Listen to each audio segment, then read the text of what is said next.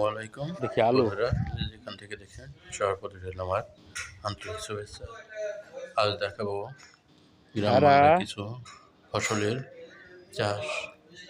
বর্তমানে দেখতে পাচ্ছেন আপনারা আমাদের দেশি আলু, যেটা বর্তমানে 70 থেকে 80 টাকা কেজি, নতুনটা 120 টাকা কেজি। এটা অনেক মূল্যবান একটা ফসল এবং ব্যয়বহুল। আপনারা দেখতে পাচ্ছেন কিভাবে আলু চাষ করা হয়।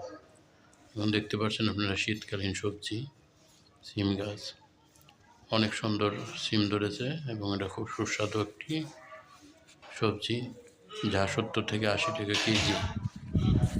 এরপর দেখতে পাচ্ছেন আপনারা মিষ্টি কুমড়া।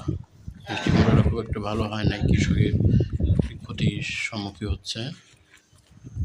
এখানে দেখানো হচ্ছে কিছু কিছু মিষ্টি কুমড়া ধরছে এবং গাছগুলা মারা যাওয়ার পথে। তুলনামূলকভাবে এই সবজি খেতে সম্ভবত লস হওয়ার সম্ভাবনা আছে। এবং এরপরে দেখতেছেন আপনারা বর্তমানে মূলা ক্ষেত, মূলা চাষ। এখানে মূলা এগুলা সবজি হিসাবে বিক্রি করা হবে। মূলা শাক 7-8 টাকা আটি হিসাবে বিক্রি করে থাকেন। এটা খুব শীতকালীন একটি সবজি। সবজিটা অনেক সুস্বাদু এবং বর্তমানে দেখতেছেন অনেকদিন ধরে করতেছে। এটাকে লাল যেমন আমার গোল্ডেন আছে বলা হয়, ৬,০০০, পিএসকে। তারপরে আর বাড়তেছে না। এর 120 টাকা থেকে 25 টাকা কেজি পেঁয়াজ। তবে ফেসবুকে হলো সময় লাগে অনেক পেঁয়াজ চাষ করা হয়ে আছে। ফেসবুকে তো ইনকাম করা কষ্ট।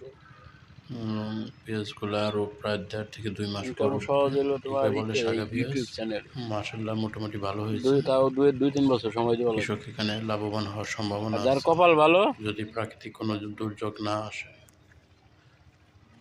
সবে মাত্র মাসখানিক হয় এই পেঁয়াজগুলো লাগানো হয়েছে, বপন করা হয়েছে। এই পেঁয়াজে আশাবাদী কৃষকরা যে তারা হয়তো লাভবান হবে। এখানে প্রায় 100% জায়গা আছে। আপনারা অনেক সুন্দর পেঁয়াজগুলো দেখতে পাচ্ছেন।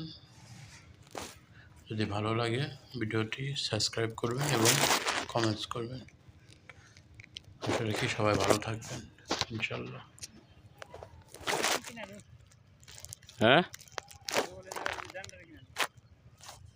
রোল ডান্ডা কিনছে।